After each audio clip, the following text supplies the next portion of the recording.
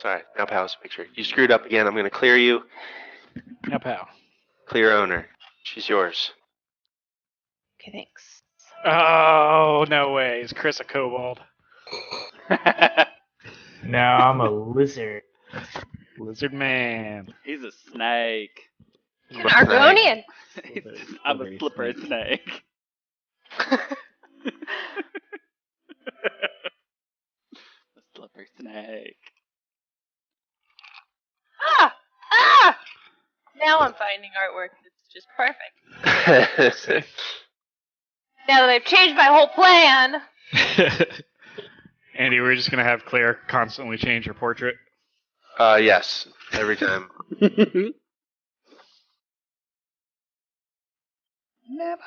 All right. Well, the rousing anthem of the chain. Almost over. Just stop it, right? It's fine. Oh, I mean, it fades out itself, doesn't it? Yeah, it's all good. Just let it Perfect. fade. it is done. How? I'm still learning how to do this stuff, guys. It's fine. I believe in you. It's fine. Here's the problem I'm finding. So, I made like a playlist of all the songs I want to play, Mm-hmm. but then when I try to add like an individual song from the playlist, it just adds the whole queue. It adds the whole playlist. I gotta figure How that out. do you like that? How do you like them Seriously. apples? But I could just do this. They'll do it. Wait, is it gonna do it? Oh shit, it's just gonna do it. Nope, didn't do it. See, that's the first song. Oh, it's a good one. How do I? Now we shall begin. Yeah, let's do that one. Ooh. Oh, that's a lot louder. All right. Yeah. Well, Yeah. Epic. shall we begin? Let's do it. I So punched the Rachel in the last, face. Sorry, couldn't the resist. last we saw, really, the first we saw, our heroes, soldiers, heroes.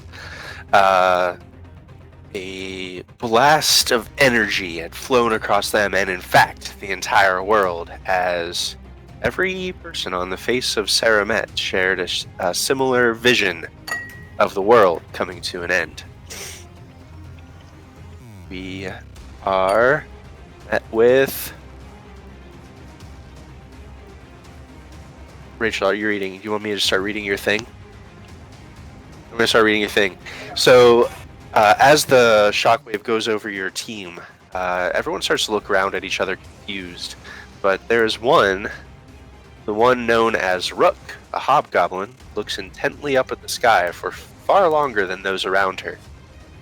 She is deep in thought, and her tusks, the one she is careful to keep hidden away by not opening her mouth too widely when she speaks, are visible as she absentmindedly chews on her lower lip. She finally gives a little shrug and returns to her focus back to the earth, turning her head and body to face the way she was originally walking.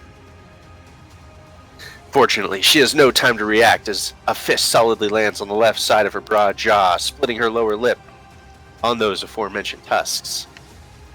Her head rocks to the side, and the rest of the body doesn't follow, remaining strangely still and solid. She holds there, head over her shoulder, long enough to spit a mouthful of blood on the ground, as her eyes scan around across the face of the man who just punched her. Man with a sneering grin and thinning brown hair on top of his head. She scans across his face to meet those of the commander standing behind and off to one side. Tall and broad of shoulder with a hooked nose, Commander Hawk, watches, crosses his arms, waiting. The rest of her body remains calm and still. The commander looks at her, unblinking with his sharp, dark eyes. and Rook moves. In one swift motion, she straightens, draws back her muscular right arm, and sends her fist rocketing into the temple of the person in front of her. Her face emotionless, she could just have as easily been punching a training bag as a person. No anger, no passion. She simply has a goal and works towards it quickly and efficiently. Incapacitate this person before they have a chance to deal any more damage to her or her honor. As her fist thunders in, 1, 2, 3, 4, like a jackhammer in its rhythm. One of the blows knocks the man's head to the side and a tooth flies. And camera goes across her face in a little slow-mo shot of her just emotionlessly pounding the sky into a pulp. And you see the word Rook fly across the screen. Camera pans over. Who's going to be next here? Yeah, the camera zooms across low to the ground, maybe about 10 or 15 feet away, to a gnome. Abe, would you like to describe your character and tell us what happens? Yeah. So, as the camera kind of pulls over, you see a short gnome kind of running into the frame, quicker than you'd expect a little gnome to be moving. His white, long beard kind of flaps in the breeze as he comes running through. Full armor, helm slightly tipped back, and the helmet's face itself kind of resembles a blacksmith's face guard. He wears a pair of goggles that completely mask his eyes, and the armor seems to be smoldering slightly, as if just pulled from a heated forge. As he gets closer, the camera kind of zooms into his face, and you can see a slight curl showing from beneath his beard of full white. Just a hint of a curled smile, and in a flash, he lunges forward at Rook. In an instant, he tosses his hammer high into the air and kind of slides on his knees, and with his outstretched hands touches Rook, and they begin to glow a reddish white. And as the magic releases on Rook, her armor glows a reddish glow for a moment, and you hear, "You got this, lass. Show 'em your hardening." As the magic kind of finishes, he reaches his hand out and clutches the hammer as it falls to the earth, and he slams it against the shield with a resounding metal clank, clank, clank, clank, clank. And you see Fuller appear on the screen with a reddish-black smoldering block letters and a hint of a smile. Nice. At that, the man in front of her, his name's Sneeze. You guys know him as Sneeze. He's he's kind of a middle-aged dude. He's a soldier. He's been kind of giving Rook a hard time over the past few days. He's sort of backing up and just starting to throw up his hands defensively, trying to block these sort of machine gun-like punches that are just coming at him nonstop from Rook. And with a shout, he says, "Boys, help me!" And you see several other men starting to kind of stand up around the crowd. There's about 6 of them that are starting to circle in to who knows what. But at the help me, you hear a scoffing laugh as the camera pans over to Dane. Would you like to describe your character? Yeah, the camera pans over to a man in a garish hat and doublet as he kind of leans casually against a stack of crates, observing the fracas with a bunch of other soldiers around him. When Rook gets hit in the face, he grimaces and removes the elaborate pipe from his mouth. He says, "Bad form! He really shouldn't have done that. I have a feeling he doesn't quite know who he picked a fight with. Not to mention the pure breach of etiquette of it all." And as he talks, he turns around to face the soldiers that are also spectating, and behind him, the brawl is kind of ramping up, and the attackers' cronies are joining in. And Everard says to them, "Whatever happened to a simple but elegant hello?" And he kind of flourishes his hand out with the word hello. And as he does that, one of the cronies runs right into it, and he backhands him and kind of clotheslines him. And the crony goes down to the ground. And it seems like it was an accident. And then Everard continues and says, "Or even more appropriate for someone above your station, a bow." And he does this kind of elegant bow. And as he's bowing, the guy who knocked to the ground starts getting up, kind of holding his face. And as the crony gets up, Everard, who's in this elegant bow, bending over, ball taps him. And the crony bends over. And Everard continues, but sometimes there is no avoiding violence. And he quickly draws his rapier and stands up, and it's a very flashy move, and he's holding his rapier in front of him as this guy's doubled over behind him. Says, even so, it should all be done with an amount of panache. And as he says panache, he takes the hilt of his rapier and just butts the guy on the back of the head as he's bent over, and he just falls face first into the mud. And the soldier rolls over groaning, and he feels Everard's rapier against his neck, and he looks up to see Peacock smiling at him. And Peacock says, all that being said, I would really recommend not getting back up. And you see the word Peacock written in nice flowy letters next to his head. Nice. So this man just like groans and rolls over on his side, clutching the back of his neck and his groin, and he slowly starts like shuffling, kicking his legs to get himself out of the ring that's quickly forming around the two combatants.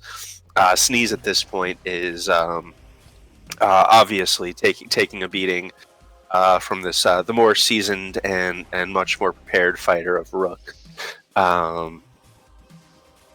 But you see that several more of the men are seeing what Peacock's doing, but they still feel like they have some numbers that they could put a hurt on Rook if they wanted to, and they start charging forward. And that is going to cue. Let's cue Mao Pao as these guys are starting forward. The camera zooms over to Claire. You want to describe what's happening? Oh no, Claire! Claire, oh god. Did she fall asleep?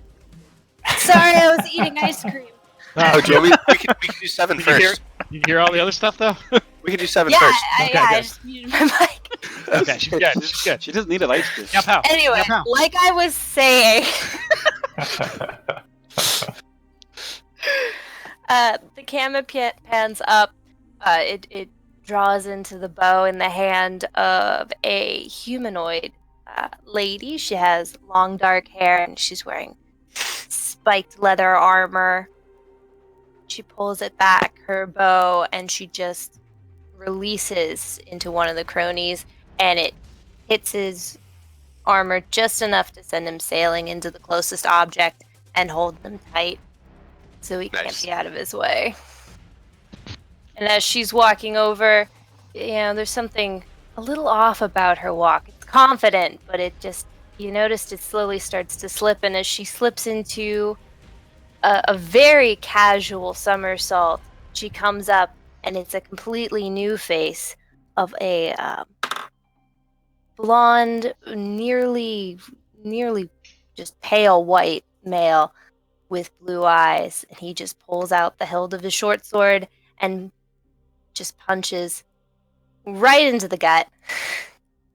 And then in one swift movement, they separate into two separate beings and give each other a high five. That's badass. That's And awesome. Mao, Meow, and Pow. Pow and Pow. The two that were subdued. The one is sort of clutching at this arrow, but upon seeing that, like, very quickly the number of the cronies is dwindling. Now that he has an outsider's view of what's happening and realizing that all these other officers are sort of jumping in to put down this fight, he sort of clutches at the arrow and instead sort of just like breaks off the arrow and slides off and starts trying to like slip out of the circle of fighting and pretend like he was never involved. There's still a couple guys in there. Two of them seem to be actually on the side of the ring next to a Chris. So the camera pans over to a smooth, blue-skinned lizard man who is completely naked except for a simple loincloth. And the lizard man looks at the the burliest of the remaining cronies and says, "I don't think so." And the veins on his arms kind of pop out pretty visibly, and the burly man just clutches at his head and starts screaming, and the blood vessels in his eyes turn black, and he starts shouting, "I can't see! I can't see!" Jesus. And then you hear kind of like almost like a little ripping sound, and a tendril of coagulated blood shoots out of the wrist of the lizard man and reaches out and grabs a hammer at the crony's belt and pulls it off of his belt and brings it back to the lizard man, who takes the hammer and just chucks it at his head and knocks him out. And then a little word flashes across in serpentine letters: 7. 7. Nice. Rachel, I'm gonna loop back to you now that you finish eating. If you wanna describe like your fight with this guy and how you finish this guy off, anything flavorful. Yep. Or whatever. I didn't really include her physical description earlier. Do it. She is like 6 feet tall, super muscular. She's got broad shoulders and a really broad jaw and some tusks. Her skin's like this burnt sienna color, and she has really thick, dark brown hair that's all braided up. And she's got these blue tribal tattoos, like in a band across her deep brown eyes, and they're also around her wrists and upper forearms. She's just like very worn leather, simple clothing. There's like no adornment, no jewelry, no personal effects. She always has her axe and her shield on her, and they look old and beat up, but also taken care of. She's got like really calloused hands and big pointy ears. And she doesn't ever wear there's nothing personal about her appearance as far as like jewelry or like any icons or anything. It's very plain and basic. So for the fight, she basically is just punching like straight at the head, just like boom, boom, boom. Not into like his face or his nose, more like the sides of his head, just like trying to knock him out in as few punches as possible. And so at some point she like connects with his temple and he slumps to the ground. And through all of this, her face has been really emotionless, like not invested in this, just this is the thing that's happening. And then she pauses and just looks around to see if any other cronies are going to make eye contact with her. Nice. So at that, seeing how you guys very quickly kind of, without rolling a die, dismantled their numbers. These guys, other than Sneeze, who is prone on the ground in front of Rook, unconscious. The rest of them just kind of start scattering. Those that are still able to scatter, not unconscious, all start scattering away from you guys. At that,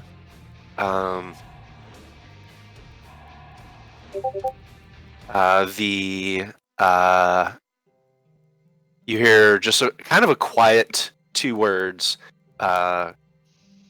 gravelly and low, come from the commander as he enters the circle. This is Hawk. He has earned his reputation here as a leader, and his 2 words that he says are, "That's enough."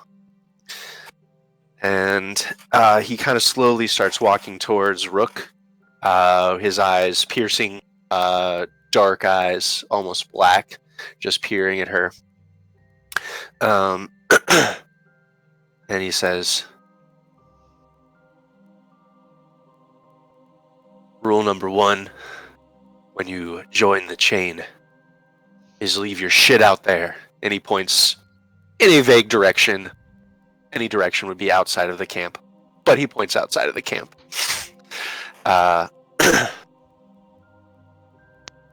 And he sort of, again, keeps walking towards Rook, maintaining eye contact with her, and says, "Shit like this can't stand. What am I gonna do?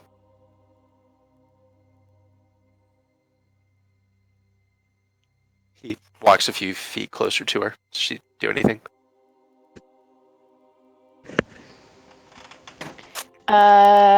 No. She just stands and looks at him.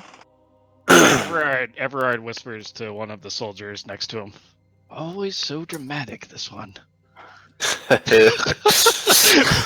Very, very low. So Everard looks up from his little like jibe and notices the person he's talking to is 1 second. He is talking to Chip, the lieutenant of the. Okay, he goes, oh, unfortunate.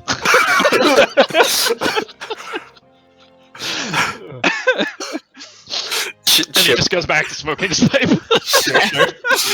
Chip is another human. So Hawk's a human. Okay. Hawk's a human ranger. You guys have known him for a while now. Chip is also a human, but more of a fighter type. And he's kind of more of, you get more interactions with Chip than with Hawk himself. Hawk is mostly like the silent guy watching from the outside. But yeah, Chip just looks over to you with a little bit of a twinkle in his eye and says, "Don't make me talk to you about this later." Or Peacock kind of shuts his mouth and smokes on the pipe a little bit, and then just gives a quick glance over, and then a glance back to where Rook is. Good. That Chip kind of looks back to the group and says, "Oh, come on, for the gods, someone get that son of a bitch up." And he points towards Sneeze, and then the other one absentmindedly lying on the ground as he starts walking into the circle as well. Rook bends down and like hefts Sneezed up into a fireman's carry and says, "I will take him to the medic."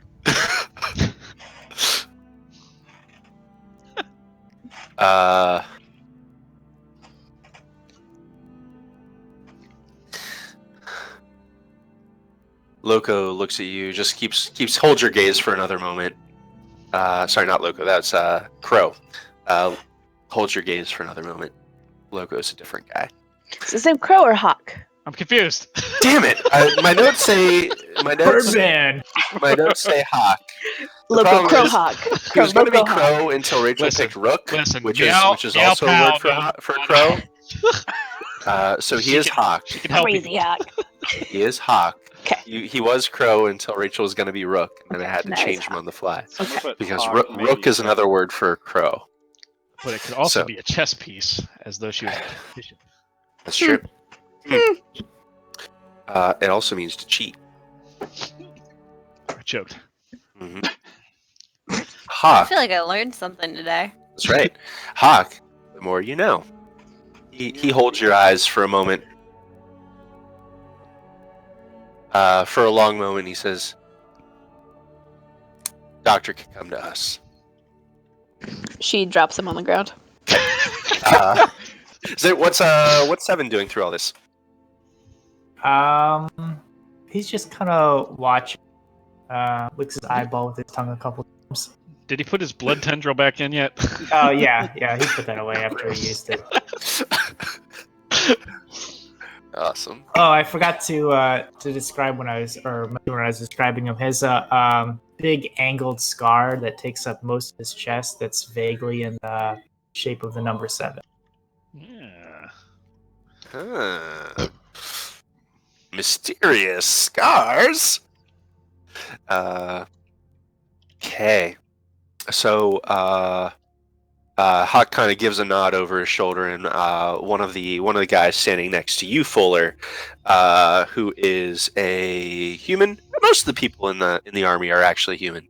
You guys know. This one is a soldier. This is Loco. He gives like a yeah, and he starts running off away from the circle to get the doctor.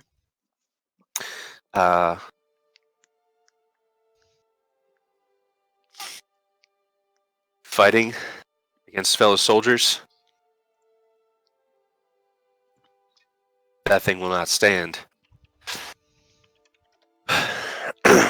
Hawk looks down, looks for the first time, breaks his gaze with Rook, and looks down at the body on the floor.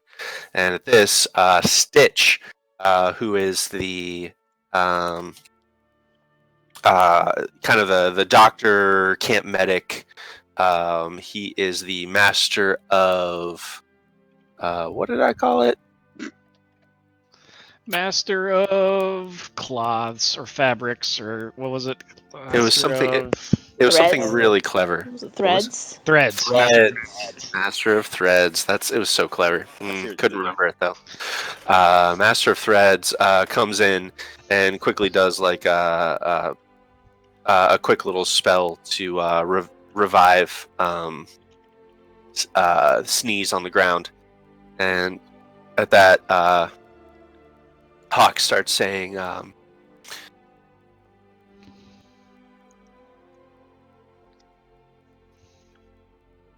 "You're out, Sneeze. Get your bags and go." And with that, he just starts walking away. Farewell, old friend. Take care. Sneeze is still just on the ground, just like he just got revived from being unconscious. He starts looking around at everyone, and he gives one piercing gaze up at Rook with just like anger and shame and hatred mixed into it for a moment. And he kind of scrambles up to his feet and starts shuffling off past Meow Pow into the crowd. All right then, who'd like a drink? I'm gonna get up. I'm gonna brush myself off, and I turn around and pull my wineskin out. Nice. What's Meow and Pow doing through all this? Oh, Pow is currently, they've morphed back together. And Pow, he goes, "Oh God, that could have been us." And then you see the face change. Not the clothing and the armor, might I add, just the face and body. And Pow goes, "It doesn't really matter, does it?"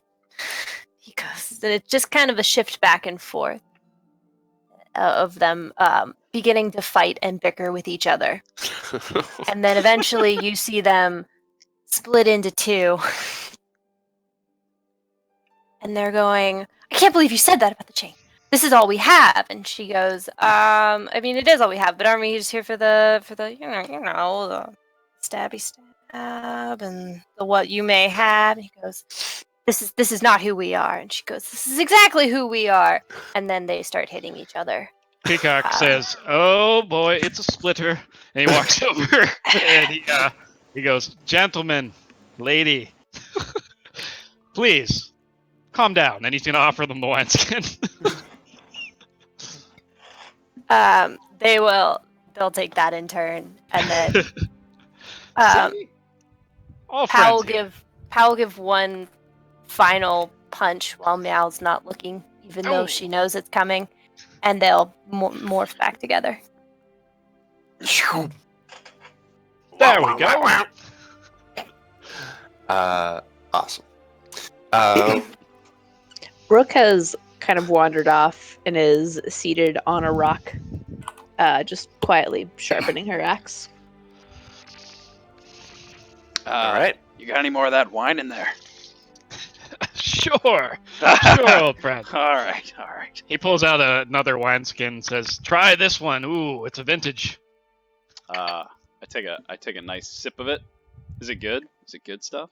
Oh, it's damn good stuff. And I say, which is some kind of dwarven for damn good. Gesundheit. How'd that go again? What was that? Ah, Yep. God bless you. it's all over my beard. But Is Hawk still standing around where he was, or did he walk away I then? mean, Crow. Crow Hawk. Shut up. Crazy Hawk. Hawk is he's walking. He's on his way back to the his tent. Seems like. Okay. I'm going to walk past Seven and say, "So, what exactly did you do to that guy?" Seven looks at him and says, actually, let me check the ability name. You're like, actually, Yeah. let me think about that. Seventh says, I corrupt his blood. Yeah. I take a drink. I take a drink and then walk over to Rook. Say, there, old girl. You couldn't have seen that coming. In fact, you didn't see it coming. But I think you handled that quite well. I should have seen it coming. Always so hard on yourself. Listen, I'm just going to say it. You were amazing out there.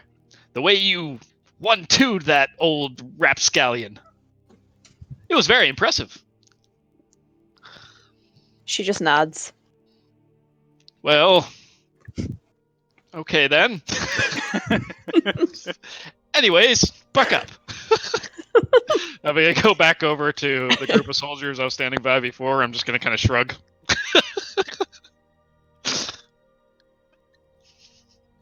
So that sorry, jeez, there's so many guys. Chip, I'm gonna have to learn all these NPCs, guys.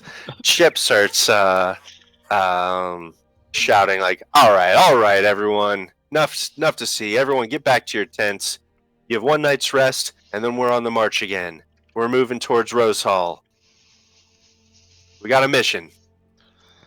That's right. Rest up. No staying up late and no drinking. He points towards Peacock. Peacock's going to put his hands up in the air. He goes, At least I can't promise anything, but I will try. Chip just says, "Keep yourself under control, everyone." We have a contract here with the Empire. We're here to see it done. The chain fulfills its contracts. Am I right? Yeah. You are correct, sir. Yes. Gal gives a hearty absolutely and starts clapping. Too much. Grunts. Too much. Pull it back. All right. So as Did I help negotiate this contract? you sure did. Do I know what it is? Yeah. So this is just sort of a long-standing retainer, Okay. where you guys are sort of on retainer from the Empire itself to help in this conflict against the Lord of Blades. Mhm. You currently are stationed in Karnath. Actually, now's a great time. We're going to pull the camera back into a bird's eye view. As we see the overland here of the nation of Karnath, and you guys, the chain of Avalas, are stationed just outside of the small town of Vergensley, which is close to the capital city of Korth. Of Korth? Of course. Of course. Of course. I'll Of tell you what course. you did there. You do know that there is a pretty wide river that is kind of separating Karnath and most of the nations from the Mournland. The Mournland being this nasty place of gray mist where strange magics happen and terrible beasts live. It's also the home of this war-forged faction led by the evil Lord of Blades, who's risen to almost god status among these Warforged. This Lord of Blades is raising up this insurrection of Warforged soldiers, striking out into the human nations of Karnath, Aundair, Thrain, and Brayland. Supposedly with the goal of wiping out all life in Corvair, or at least subjugating them so that the true masters, the Warforged themselves, can take over. That is the state of the world we are in, my friends, and you are conscripts hired and paid for by this new Empire of Corvair. So you're currently stationed outside of Vergensley, and you will be heading towards Rose Hall, which is down here in the southern end, Southern and. past Fort Zombie. I, for one, can't wait to get out of the Karnath. These Karnathi are so creepy. As actually, that's another good time we can shift the camera over as you hear that over commentary narration by Peacock happening, the camera pans over to Vergensley itself, where you see a company of Karnathi's soldiers. Oh hell yeah, ice cream! These are very upbeat soldiers. Now that's how you keep up morale. So the soldiers themselves, this army, and you guys have been working with this army. They are they are an infantry battalion from Karnath. They number about 100 soldiers, humans, primarily humans. They're fairly well-trained soldiers. They're not as well-trained as you guys, but they're doing all right. They're like level 1 fighters, to put it in perspective, put it in game terms. Accompanying these soldiers are about 1,000 skeletons and zombies. It's not weird. Because Weird. that's how Karnath rolls. That's how they work. Bunch of necromancers and yeah.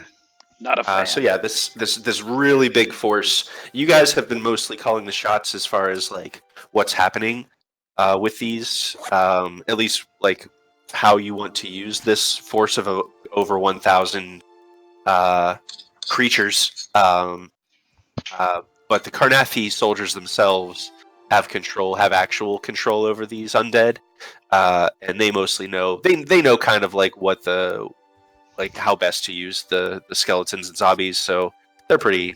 They mostly deal with like the minutia of how to do things. The controls. Yep. Ice cream. So it seems like you guys have like another. You have until dawn. It sounds like you guys are going to be breaking camp at dawn. So you have, if you wanted to spend any time in the town of Vergensley, do any carousing or downtime stuff before talking to each other before the night passes, you're welcome to. It's up to you, though. Oh, it's so good. Rook wanders over to wherever the group is gathered and says,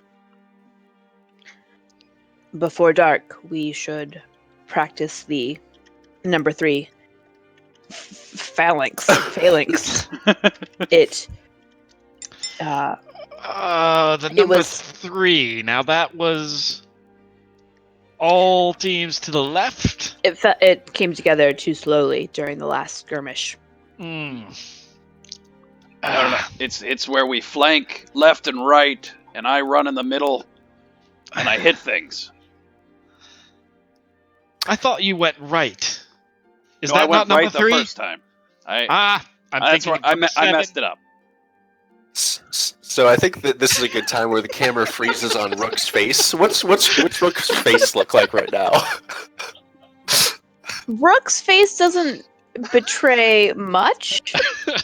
She's slowly looking back and forth between the two of them, waiting for them to finish their chatter. Just gonna go for a while. and there's a subtitle under her name, Rook, Master of Drills. And once they stop their back and forth, she says, 10 minutes. Practice yard to the east. I will meet you there. Peacock looks down at Fuller and says, drill number 3 then in. I still don't know what we're doing. There, old boy. Just make it up as you go. That's what I do. Excellent. I knew I liked you. 7. Are you coming? 7 looks at his fingers and pulls them out one by one. 1, 2, 3. Number 3. And then he just looks practicing. Then he just looks confused. Wait. Did Claire, you actually pull your meow or fingers pout? out? Like, physically pull them out? No. He Okay, I was like, just you kinda- are one sick guy. What are you doing? No, I thought the same Sorry. thing. I was like pulling them out of the socket. I corrupted his blood. We're used to it by now. Yeah, I was like, just pull out his fingers. It's no big deal. Claire, are you meow or pow right now? I am Pow, and I am already How's it at go? the field, like Okay. ahead of Rook. She is very ambitious. Well, let's go. I'm gonna start walking toward the field. So, all right, you guys start heading towards the field. I'll say, Pow, on your way towards the field, you are actually stopped on the way by a halfling who you know as Formal. That's their nickname. You know that they're called Formal because they think that everyone should wear their formal wear, which is the necktie that Formal gives them. Amazing. Like So- everybody has their own necktie, or he has one that he insists you wear while talking. No, he's an assassin. Okay. Yeah, so he gives people a dagger necktie most of the time. Yeah, so he's one of your network of I'm assuming, are you doing the Master of Eyes? We never finished talking about yeah. this. I guess. Eyes. I'm open to. Well, shoot, Pretty maybe he much doesn't talk to you. I thought you were Pow. I thought you were the decisive. That's right. Chris, what were you interested in? Yeah, I was thinking either Master of Eyes or the Standard Bearer. I can do Standard Bearer. That's fine. So that would make Seven your guys' mascot. All right. Yes. Kind of represents us in a way. Yeah, I did not It's mind you odd ripping out and- your fingers. It's fine. Terrifying. That's amazing. Everybody Nice. fears the chain. That's right. That's true. That's true. They are a fearsome force. All right. Yeah. So then Formal does approach you and say, "Hey, boss. Heard we're going out on the road." Formal kind of glances around to the left, to the right, behind, then back to you. What do you want me to do? Do your job. Formal like runs his tongue across his top teeth. Oh wait, Formal's not the halfling. I am f***ing up all these NPCs, guys. You're Formal's gonna have also You're human. gonna have to give him a cheat sheet because I've lost already. It's fine. It's fine. Yeah. So Formal's It's not the formal, it's assassin. He's a normal. human. Yeah. Formal's normal. Good. No. Formal Formal is the assassin, equals- but he's a human. Normal. Formal, normal, human. Got it. So he says, "What's it gonna be? Information or the blade?" He kind of licks his teeth again. Information? You need someone that needs gone. Wait, repeat that. You need someone that needs to get gone. Do I?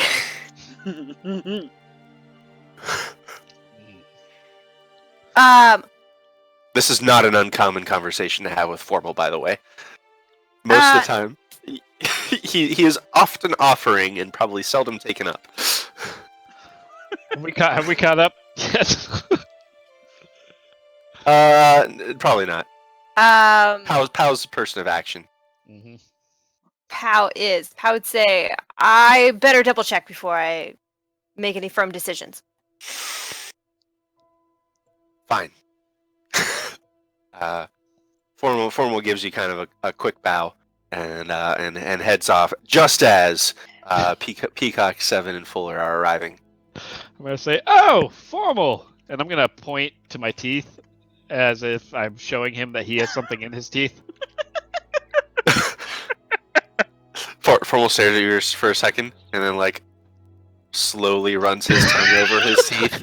And I'm gonna shake my head and go. I'm gonna point at the other side of the teeth. He just kind of like glances to the left and right again, and like ducks his head and just scurries off. I'm gonna look down at Fuller and wink. I kind of elbow you in the waist. Awesome. Always a character, that one. So now everyone but Rook is at the field. What do you guys want to do? So, number 3, the Phalanx. Is that the one where you kind of? And I'm going to position Fuller in front of me, and then I'm going to pull my rapier out and just kind of put it over his shoulder. Is it like this? No, maybe it's the one where we gotta. I run and I jump on my shield. All right, and I slide on it, and then I hit him, and then you stab him. Has that ever really worked? I mean, once. Hold on, I'll give it a shot. And I my little legs start, and I throw my shield, and I try to jump on it. So as this is happening, you see a slow-mo of Fuller like jumping on his shield. There we Awesome. go. Good. Nice. And as he like stumbles and his like flying arms like windmilling in the air, again it's gonna subtitle under his name Fuller, Master of Blades in parentheses, not of flying close parentheses. Peacock tries to hold in his laugh, but he just can't. He's just bent over laughing. I'm curling my back. Someone help me get up. I'm having a hard time. I can't. He's just waving his hand at Meow Pow. can't. Seven walks over to Fuller and just grabs his arm and like picks him up off the ground and holds him like above the ground. Up now, yes? Oh my goodness. Oh, yes, that is definitely number 3 Phalanx. Yes, it's called the distraction. Whoa. Is Pow not amused by this? Pow is not, but Meow is laughing her ass off.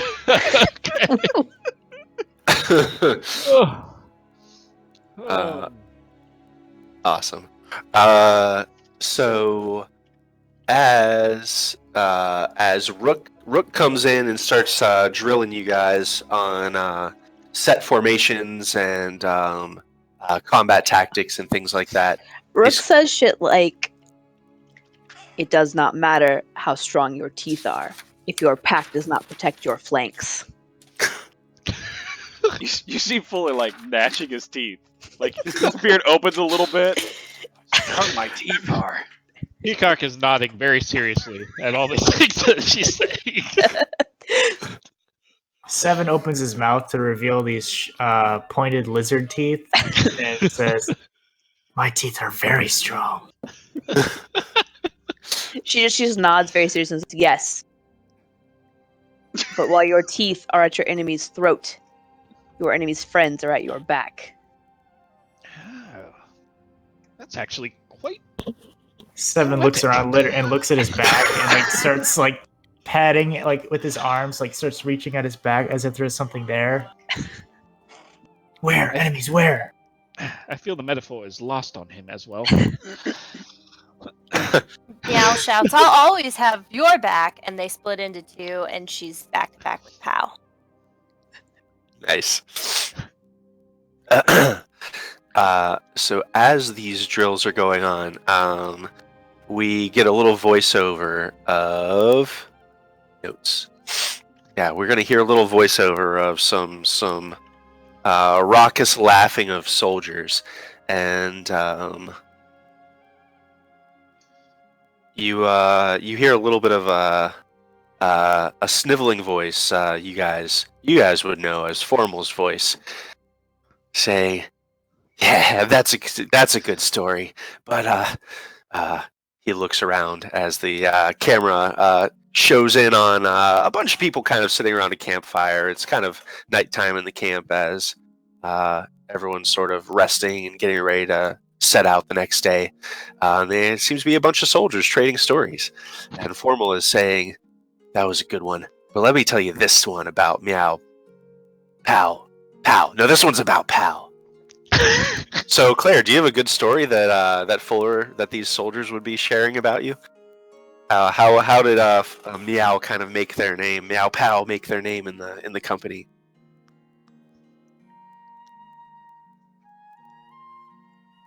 It was a dark night. Food was running low. They had just joined the chain.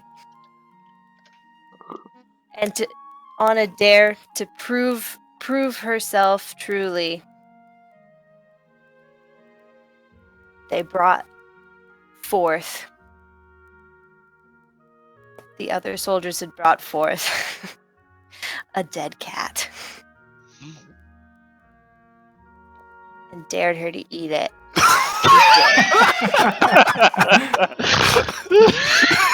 And to that day, she was named Meow. But shortly thereafter, Wait, she ate it? she ate the whole thing. Not what I would have Bone- guessed at all. Bones and all. And then shortly thereafter, she shifted into this new face that no one had ever seen before.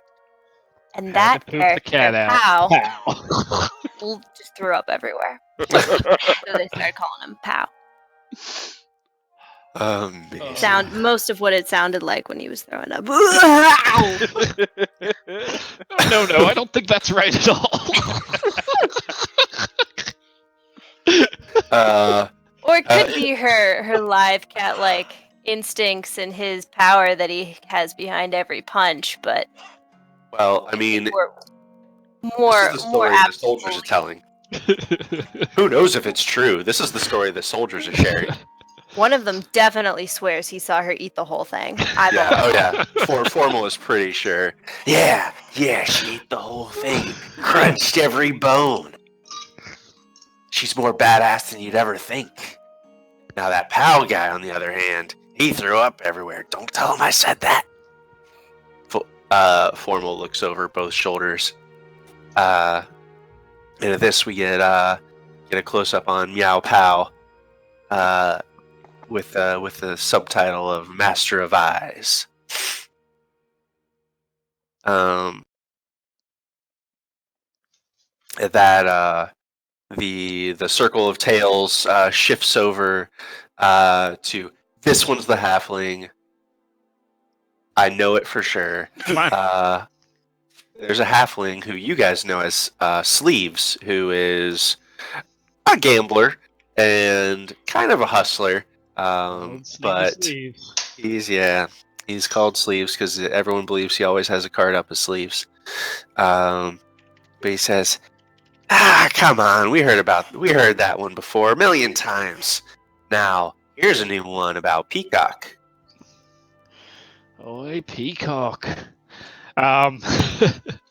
So he tells the story of how Peacock, he always drifts fancy, kind of like a dandy, and everybody didn't think much of him when he first joined the company, but when they started taking on contracts, it seemed that Peacock was always beside the commanders when they started negotiating with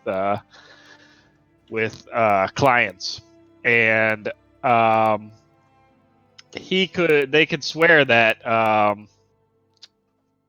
when they negotiated a contract with Sharn, that Peacock went in with the Masters of Sharn, and there were some pretty hefty negotiations that went on. But when they came out, not only did they have the contract, but Peacock was riding a elephant gilded in gold, with many chests behind him. And at all the cities they stopped at,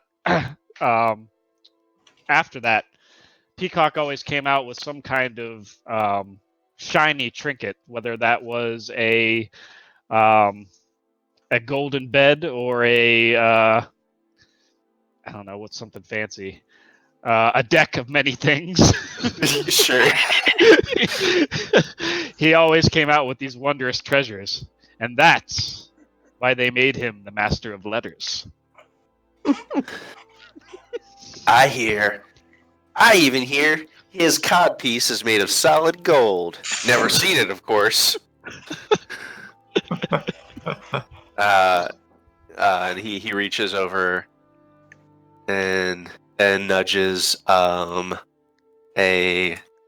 human next to him that says, come on, everyone knows that tale's bullshit. At least part of it's bullshit. Come on. I heard he once slayed a dragon. And the camera zooms into to Peacock in the bushes around the circle. And it just says Peacock, Master of Letters. Master of Letters. And you hear a voice over your shoulder that says, Peacock, back in formation. Yes, yep.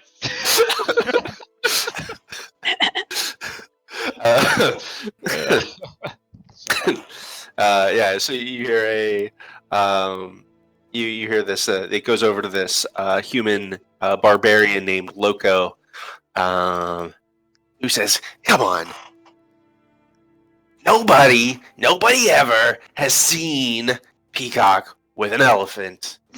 And Sleeves just kind of shrugs his head and says, "Hey, I don't make this stuff up." Loco says, "Yeah, you think that's crazy though? Listen to this story I heard about 7." So, should I give kind of like my backstory that I wrote you? You could do that. You could do how you became an officer. All right. I'll kind of do a version. So, it tells a story about how there is a small group of them going out on a scouting mission led by a half-orc named Stonehands, Sergeant Stonehands the monk. And as they're kind of preparing for their scouting mission, Stonehands, he suddenly got sick and died. And not really sure what happened. He must have ate something funny. And then the blue lizard man, 7, showed up and basically took the place of Stonehands and took them on that scouting mission, even though he didn't really have any other involvement with the chain, and just brought them a good luck with the scouting mission. So they took him into the company. Nice. And ever since then, he just kind of he's been the good luck charm, and so they made him the standard bearer. All right. So Loco says, yeah. He probably killed a dude, and they still let him in because he is crazier than me.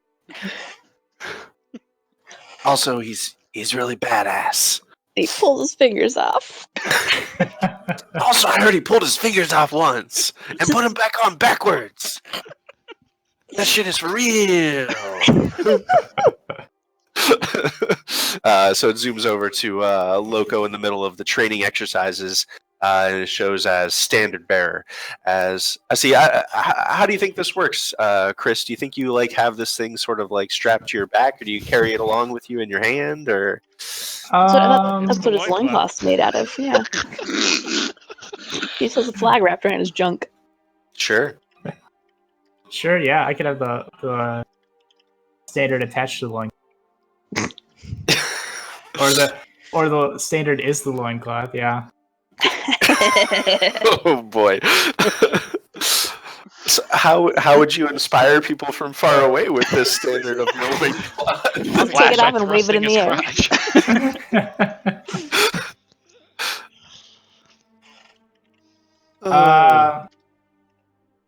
I guess more seriously, he probably has it strapped back, kind of pole or something is tied to him. All right, cool. So yeah, he has the standard next to him, the standard with this big kind of black pennant with the rusty chain symbol, several spiked chains hooked together. As he's training,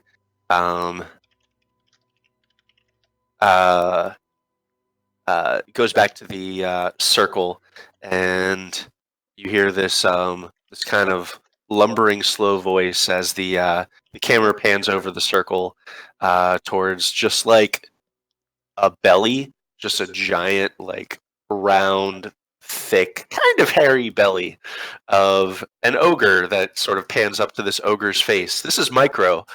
That's Uh, ironic. it is ironic. Well, you guys would know she was because soldiers are cruel.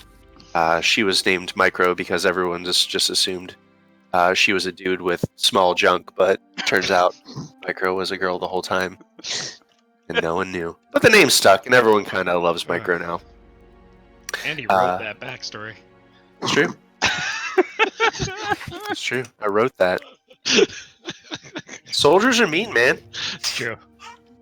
It's like Uh, elementary school all over again. Seriously. So, but now, Micro, she speaks up in a low, rumbling voice and says, "Well, I've worked with Fuller, and he did this thing." This is gonna be good.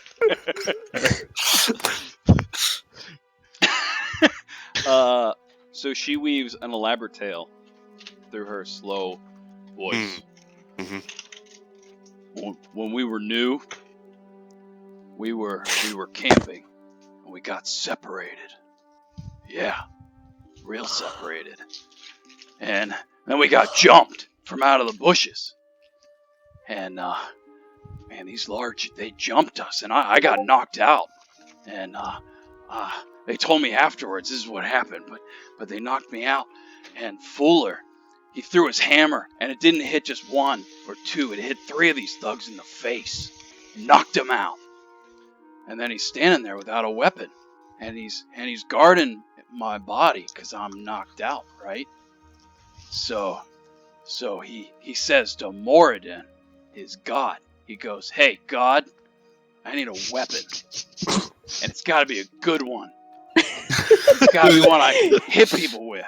Yeah, don't fuck this up, Moradin. And then in his hand was a small Fuller Smith's hammer, and he smote those people down. And then he carried me back all on his own. And that happened. It's not that happened. And that's why we call him Fuller. Yeah, and I'm not lying. His hammer hit. If he could throw his hammer, it would hit you, and then it would hit you, and then it would hit you, and then it would hit you, and then it would hit you, and she like loops back to the other end of the circle, and it would hit you, and it would hit, and she just goes on for another second until a mousy-looking man sitting next to her. This is Beans, who is the chronicler of the company. Says, "Yeah, we get it. He would hit all of us multiple times. We get it." You know who I'm impressed with though? It's that Rook. Did you see her today? She just knocked that guy out, and she didn't even like grin. She didn't even get angry. I kind of want to know what she would get angry. What would happen if she got angry? Well, anyway, here's what I heard. So, I mean, I've been with the chain for a long time, and you all know that it's part of the initiation. The new recruits, we send them on a simple scouting expedition, and they don't know, but they're going to get ambushed, teach them some lessons so they don't get too big for their britches. Well, I don't know how she knew, but somehow she knew that ambush was coming, and she hadn't said 3 words to anybody, but all of a sudden she's shouting orders at her squad, has them all back to back, and they know the ambush is coming, and they fight it off, and I don't think they learned any lessons that day.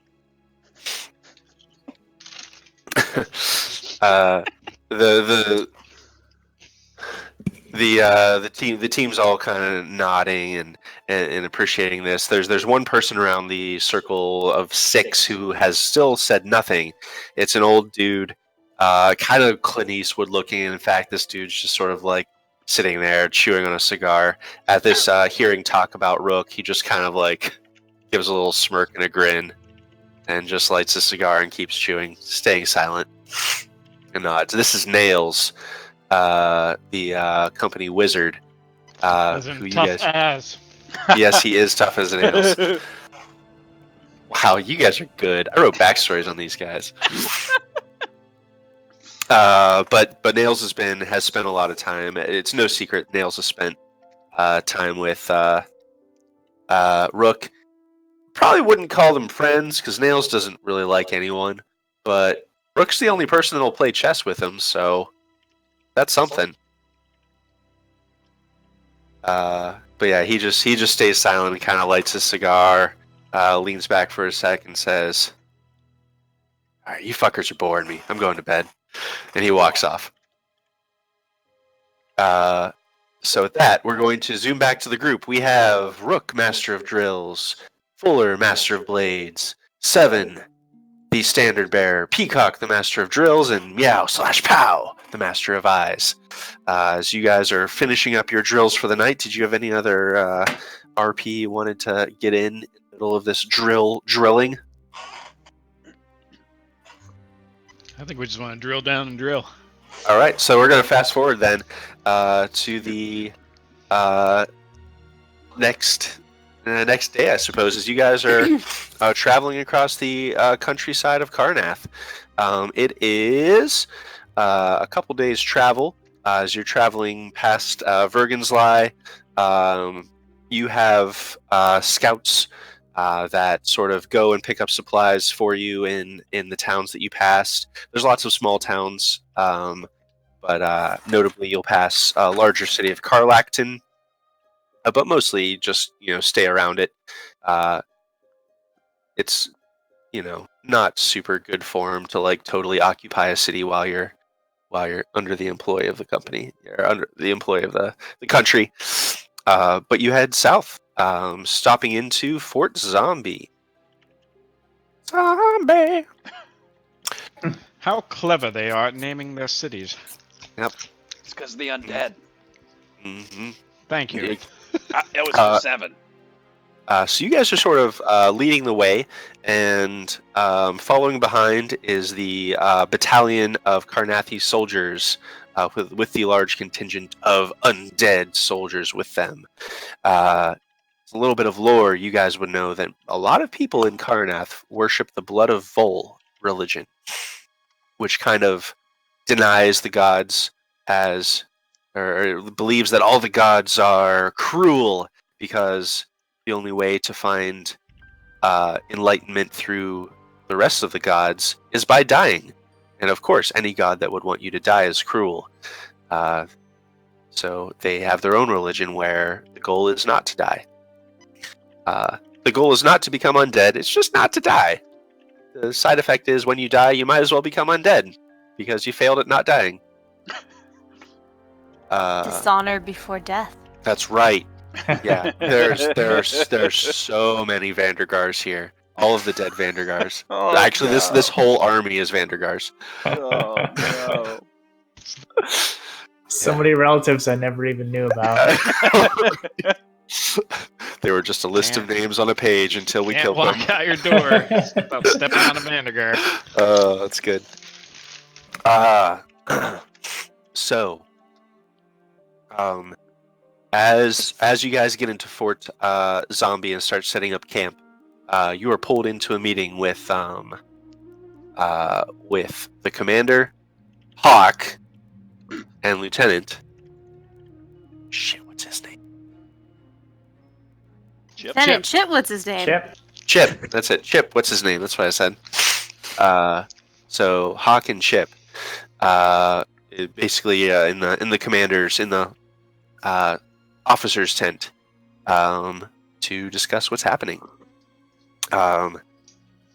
So Chip speaks up and says, "Long and short of it is this: we're supposed to go reoccupy the town of Rosehall, close to the Sire River, away from the road.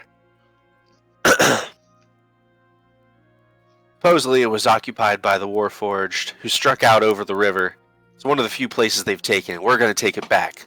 Now, we have support coming. from the Empire itself.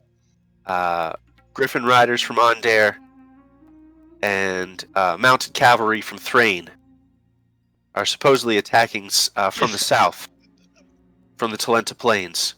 And they're meeting us there once we establish a foothold in the city.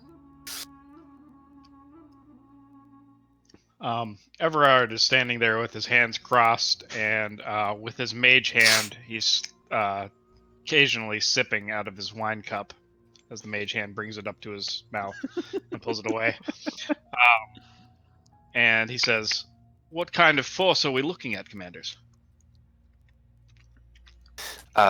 So this would be in your purview here, Claire. So you've gotten word from your scouts that there is a moderate force there. It seems to be 200 to 300 Warforged in the town, sort of setting up like an outpost kind of thing, and setting up some manufacturing centers to create weapons and such. So it seems to be about 200 to 300 infantry Warforged. Andy, what was the name of the town? Rose Hall. That's what we're trying to take back over. That's right. Okay. Do Warforged have dark vision? Some do. Most do not. But you know that there have been some created. The Lord of Blades isn't following the rules of the races so far, and all kinds of strange Warforged are starting to appear in these battles. You guys have fought several battles against these Warforged so far, and so far you found some that can fly, some that have dark vision, some that can cast spells, some that have like some kind of psionic powers. That ain't no farmer. And some that have like 2 butts. Yep. Because the Lord of Blades likes to get freaky. It's like, yeah, put 2 butts on that. That's good. That's good. Send that one out. Slap it. Yeah.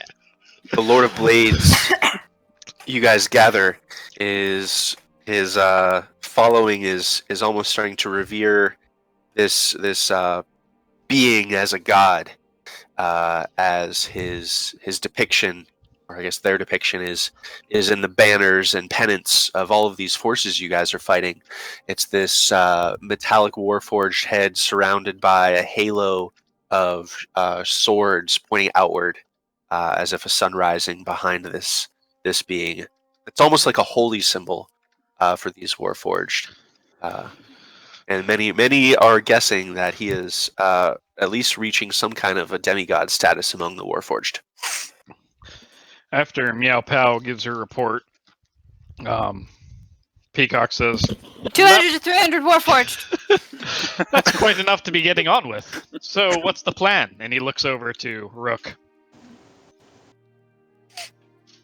How many civilians remain in the village? They seem to have all been wiped out at this point, or pushed back. No one wanted to stay. No one's going to stay under the occupation of Warforged. Do we need to salvage the city itself? The plan is to grab it as a foothold so we can start pushing back over the river.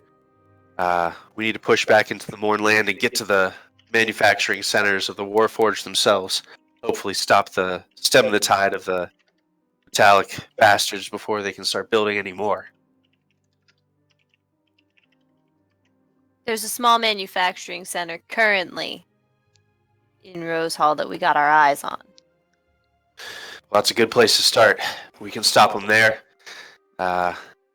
Once we can get a foothold, that might set them aback enough that we can start pushing forward into the Mournland itself. Hit them at the heart of the matter. Is there any possibility that we could get supplies from this mission? Could be. It's been occupied for a couple of weeks. The Warforged notoriously don't eat, so it's possible there are stores there of food, anything that wouldn't spoil. It's possibly still good. That is, as long as they're not salting the earth as they take it. They haven't taken that many cities, so we're not really sure if that's how they operate. But it's certainly possible. there'll be supplies there.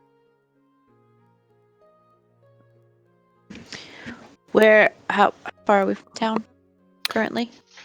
So you guys are sort of outside of Fort Zombie at the moment.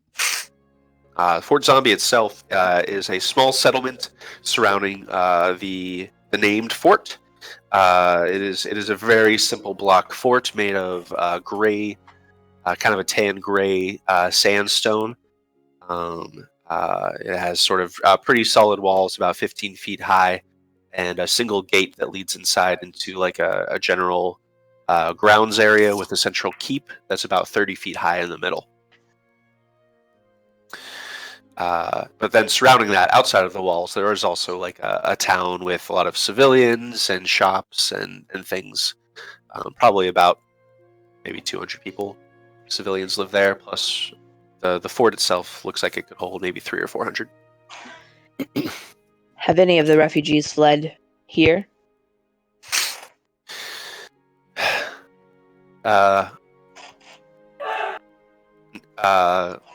Chip kind of looks at you kind of quizzically for a moment and says, yeah, some of them fled here, but most of them were turned away and sent farther north, away from the border. This is still contested territory. In fact, the camp outside, a lot of the civilians aren't sticking around. There's a lot of empty homes out there. She just nods and says it is possible that they are familiar with an approach that will be more secretive than others. Like a back way. Worth asking about. We're only staying here long enough to resupply, and then we're going to be setting out for Rose Hall. Not a bad idea. Powell come in and say, have we made any contact with any of the Warforged? Do we happen to have any of them captive? Or have we taken anyone captive? We haven't. No. Any attempts at capturing these Warforged has been futile so far. To an individual, they all shut down when we try to question them. They're loyal to the point of fanaticism, and well, they don't feel pain or sorrow the way that normal folk do. You just can't get an angle on them the way that you normally could. They're constructs. Just a bunch of pieces stitched together with magic. Pieces of shit's what I think, says Chip. Oh, farmer. Oh, it's fine. It's fine. Won't argue with you there.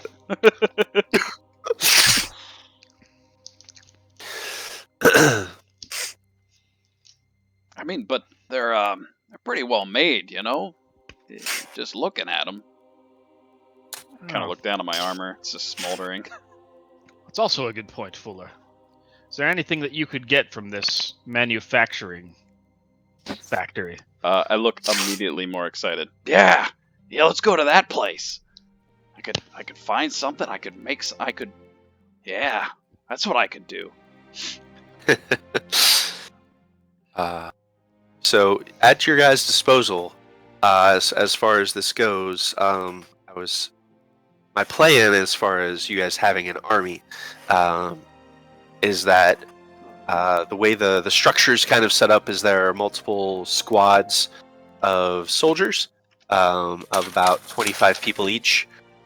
That each of those is led by an individual captain. And you guys are sort of outside of the chain of command. There isn't like all those captains report to Chip, the lieutenant. But you guys sort of have your own roles that you fulfill.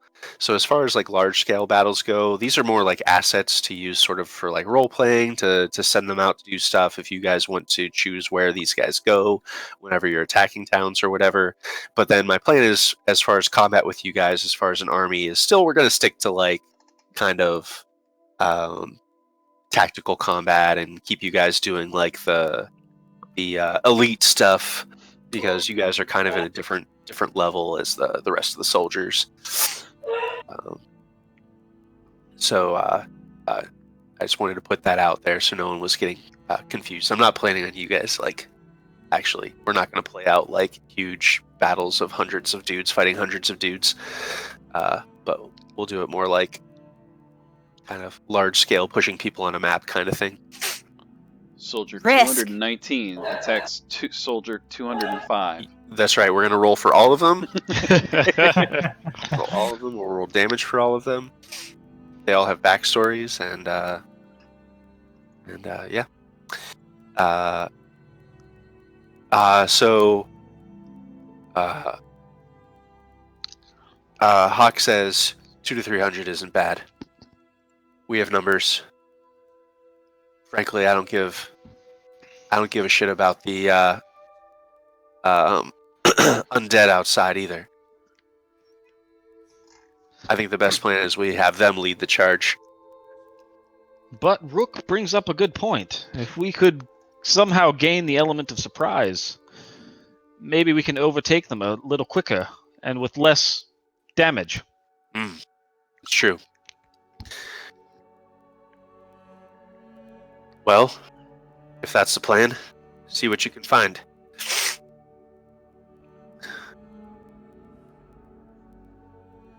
He kind of looks down at the table for a second and says, "Let's plan to move out 4 hours.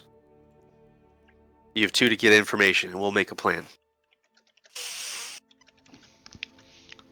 Rightio. I'll talk to some of the locals. I'll put my eyes on it. All 4 of them. They split into 2. Nice. Yeah. All right. So I think this is a good time we can enter into a quick little skill challenge. We haven't rolled any freaking dice tonight, guys. Let's roll some dice. Yes. Let's roll some dice. So you guys are at Fort Zombie. We are doing a skill challenge to try to find some information. You guys are trying to... There it is. Boom. Wow. Rook wins. Just drop the 6 lowest. You're good. Mm-hmm. Yeah, that's a What really was bad that? roll, actually. That was crap. Oh, 1920 bit. Uh-huh. Yep.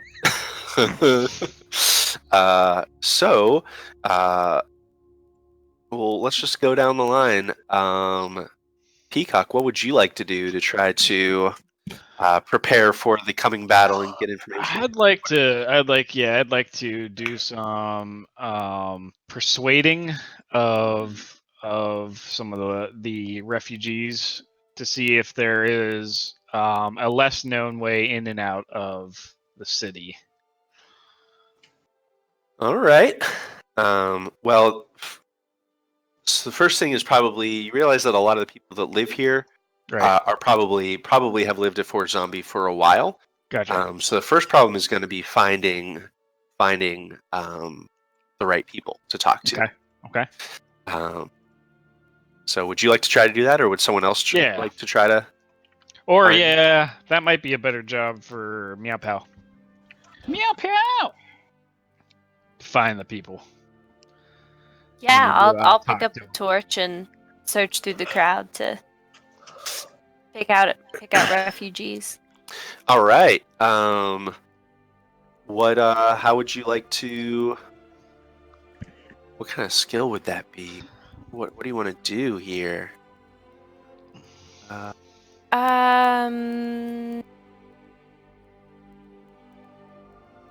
you want to use like a charisma something?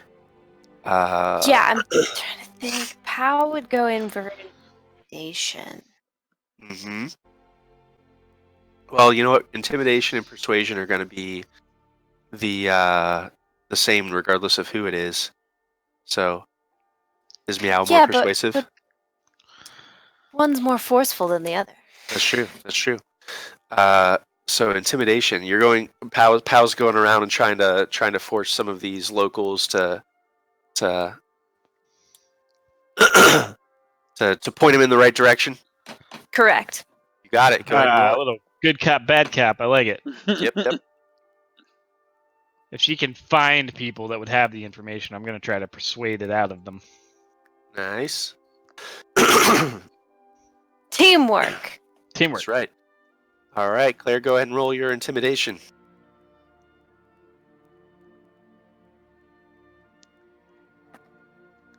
First roll of the game, folks. Oh, that was good. All right. Yeah. So after I don't know, how does what does Pal do to intimidate these people? What does that look like? I want the secret exits! And he definitely pushes them up forcefully. Like, forcefully, but not like, Forceful. I'm gonna hurt you, but I could hurt you.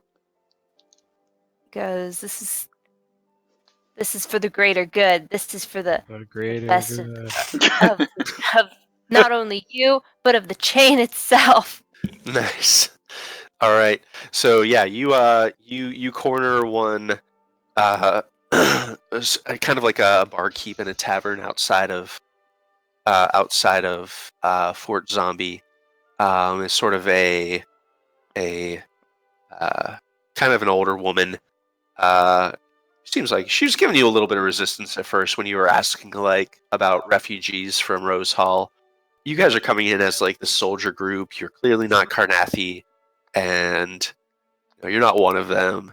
And people just don't like soldiers and mercenaries in general. So she was kind of giving you a hard time. But you lean in on her a little bit. You flex on her, and she says, "All right, I know. I'll tell you what you need. There's been a few people who might know a little bit more about a back way into Rose Hall. There's refugees staying near the stables area, but that's all I know. I know several of the refugees that are staying decided to stay behind or helping out with the stables."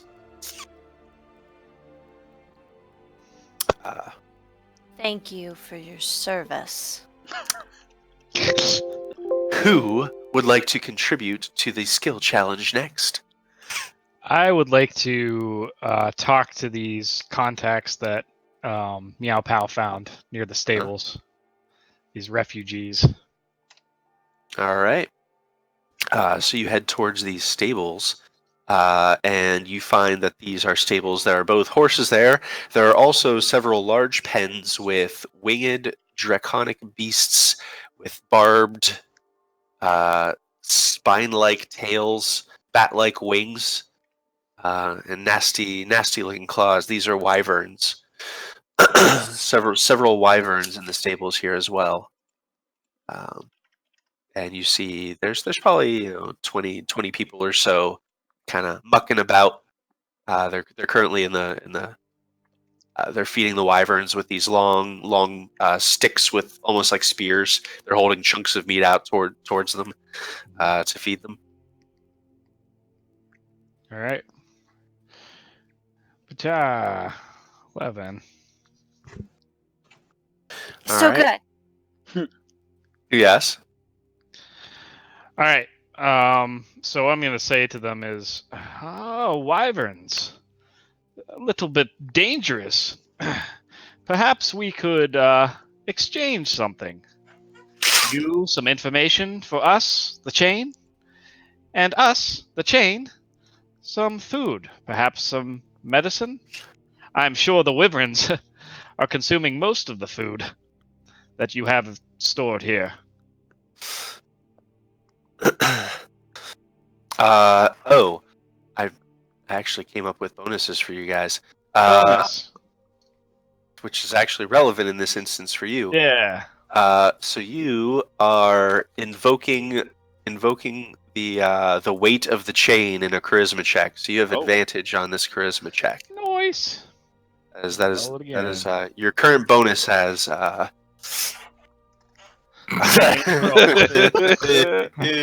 You're a little like shaken a little bit off your game by these wyverns. Yeah. These are strange beasts. Yeah, he's kind of weirded out by them. They're making like getting close. Weird noises like and like clicking, and they have these like spines on their tails that are dripping some kind of a poison. You think? Yeah, you're not sure. Yeah, they're nasty. So. You approach one of these workers who says, "He got an 11.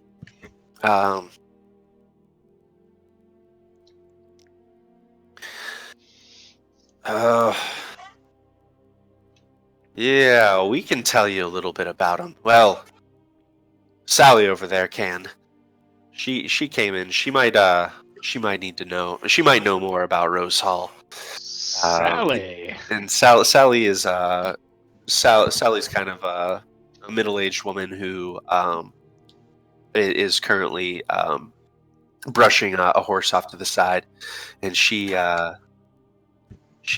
tells you, yeah, we could use some of that food and it's food and medicine you were talking about. That's for sure.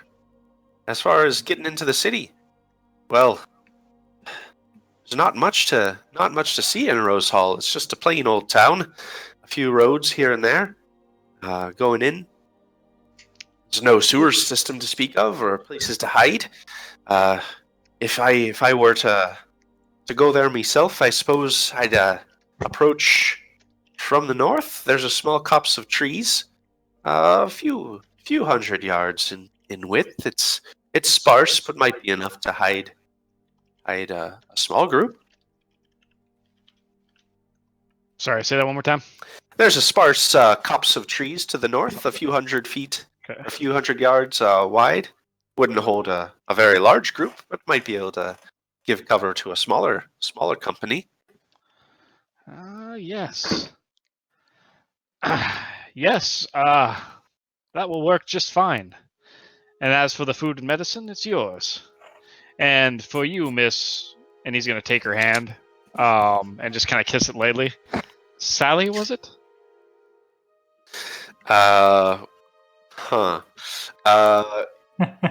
Just make a charisma, just raw charisma. Straight check. up charisma. Straight up charisma. I don't think this will have advantage because you're acting on your own on this one, I believe. Shabam. All right. She looks like up at you weirdly. You do see that there is a wedding ring on her finger. I'm going to glance down at it and then kind of smile up to her, and then I'm going to pull a vial of perfume from my pocket. Okay. I'm going to say, something for your dear husband. I'm going to put it in her hand and just kind of curl her hand up. She kind of blushes and smiles a little bit and says, "That's very kind of you. Thank you very much." She says, "Actually, I think that's a good for that skill check. Who would like to do anything else in this town to try to gain some advantage in the coming battle? Gain any kind of information?" I have a question. Sure. Is Rook still at the camp? Yeah. Okay. So I'm gonna go up to Rook. Okay. And I go, hey Rook, I know this is kind of your deal, but I was kind of thinking. And I pull a little clockwork soldier out of my pocket, and I draw a circle on the ground. And I go, hey, okay. So here's the city, right? I build all these little soldiers, and we put bombs on them. And I kind of like click, click, click, click, click, click, click, click, click, click, and then I let it walk, and it kind of walks in tandem to the circle, and then we blow them up, right? I just think it could help. How big is the current soldier you have built? Because it came out of your gnome pocket, right? Yeah, it's like 5 inches. Yeah. She like squats down next to you and looks at it and looks at you. Would they be bigger? I mean, if we have a couple days, I could maybe make one like life size. We have 2 hours. So it takes me about an hour to make one of these. Is that a no? I'm just gonna go sharpen some tools. Oh, good talking to you. Then I take the little soldier back and put it in my pocket. And I'm gonna go look at the weapons.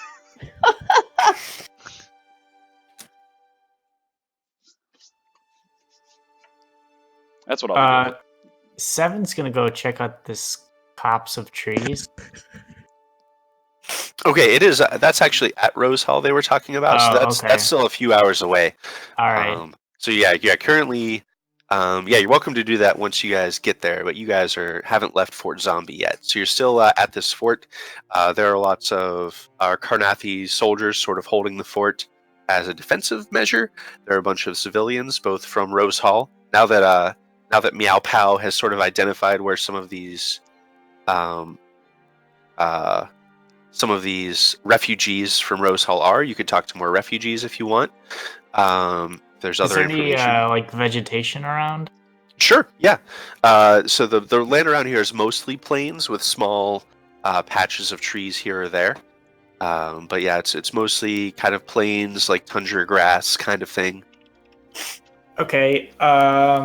Seven's gonna gather up some of the grasses and some of the like tree branches and stuff. Try to kind of create some like camouflage. Okay, kind of like a camouflage cloak or something like that people could use to kind of sneak through. Okay, right on. I think that might be good for like a survival check. Yeah, Can do that. I like survival. Nice. Yeah, I will say, with that, it's gonna kind of try to make like a ghillie suit, maybe not like the full suit, but that kind of idea. yeah, I think with that roll, I was gonna say like a DC. I think you could probably make like four pretty good suits out of that. So yeah, you can have 4 little like ghillie suits for people. Okay. You've strung together with your skills. That would take hours to get where it needed to go. But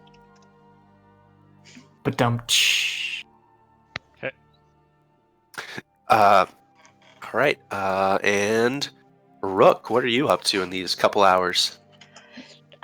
She really has no interest in talking to these townspeople. She thinks somebody should, but she assumes they're not going to want to talk to her. You would know Karnath did not come in conflict with Dargoon very much in the wars.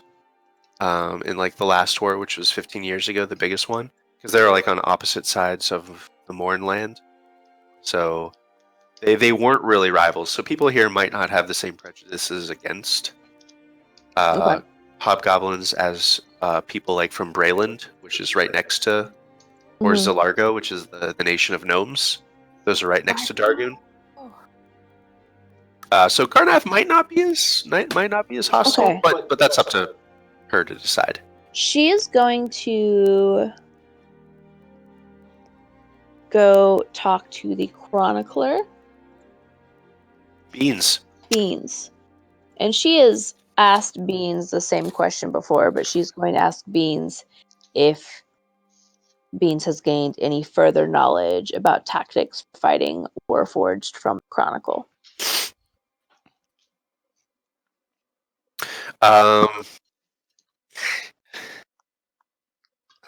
She says, I found some things. I guess most of the times we fought Warforged are pretty recently, so I actually wrote those. The thing is, they change a lot, and if we knew specifically what we were fighting, I could give you some kind of idea. The infantry, sure. If we're just going in against these infantry, 200 to 300 infantry, there isn't much to it. They sometimes use any weapons that any other soldier would use. And she goes into a few more details about like the tactics that the Warforged tend to use. They tend to not follow the same rules as other living things, i.e., they don't have to sleep, breathe, or eat or drink. So they aren't at all, these Lord of Blade Warforged aren't at all afraid to like salt the earth as they go, raise things, because they just don't care. They are also have shown that they aren't above using tactics like poison gases or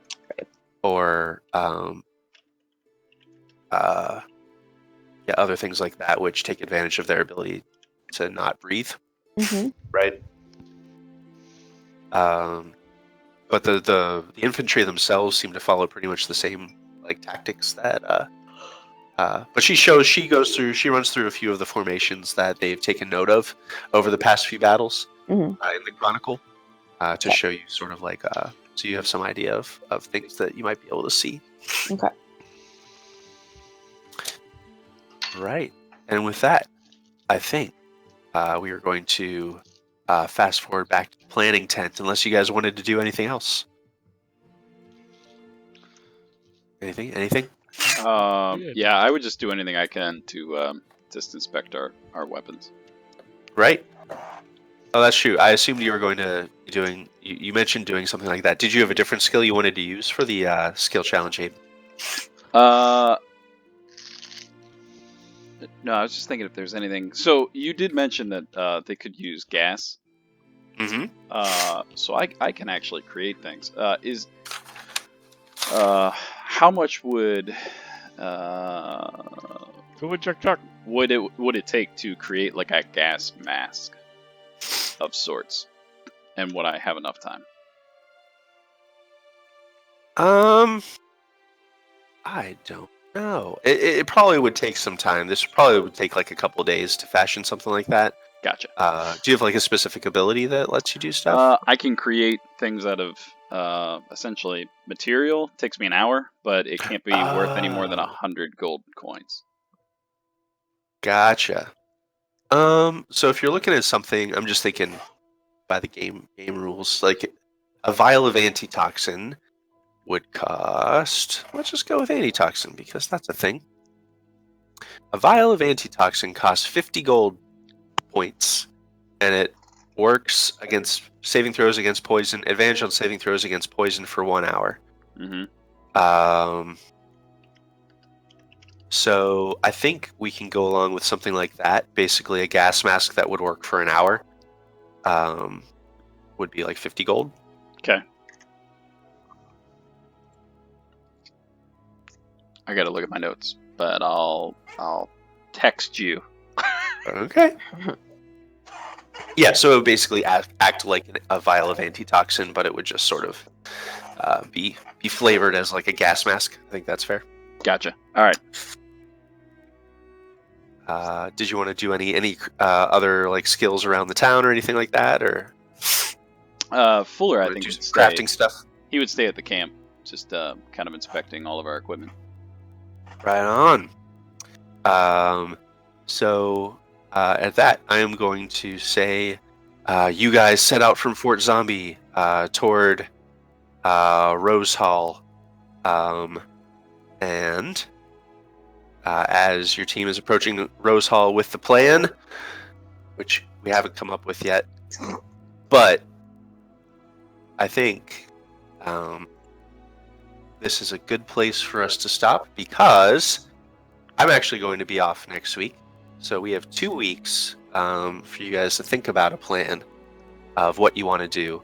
That also gives me the time to come up with a map of Rose Hall and actually come up with things there. But you guys are approaching this town. I will note that the town, it's, the 200 to 300 Warforged is a lot, but this seems to be a town that probably could hold more like maybe like 500 people or so.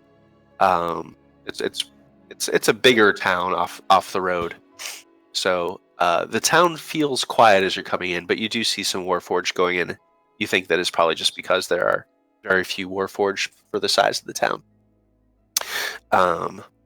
But I think we will come up on the assault on Rose Hall next time in the Chain of Avalas. Assault on Rose Hall. Assault on Rose Hall. That's right. And if you guys think of any other questions you wanted to ask the townsfolk there, or if you wanted to know more about Rose Hall, we're welcome to pick their brains in between because we got a couple weeks. But yeah, welcome to the Chain of Avalos, y'all. That was just sort of my plan as sort of an introductory session, get you guys to kind of share some fun stories about who y'all are, and yeah, went pretty well. So anyway, we're picking back up, and you said in 2 weeks? Yeah, I'll be off. I'll be in Oregon next week. Oregon. So I will be back Taking the trail. taking the train. Don't get dysentery. Dysentery! Done. Taking the trail. February 13th. Yeah. And looming over all of your guys' heads is the specter of, in the words of Gelbar the Wise, the prophecy that the world has now all seen, that Saramet itself will be destroyed. We'll probably be fine. It'll probably be fine. It'll be fine. Probably. Yeah, I it'll mean, be Chains of fine. Avalos, we can just go to another plane, right? That's right. Just plain jump. Yeah, that's true. Cool. It should be fine. Everything's just fine.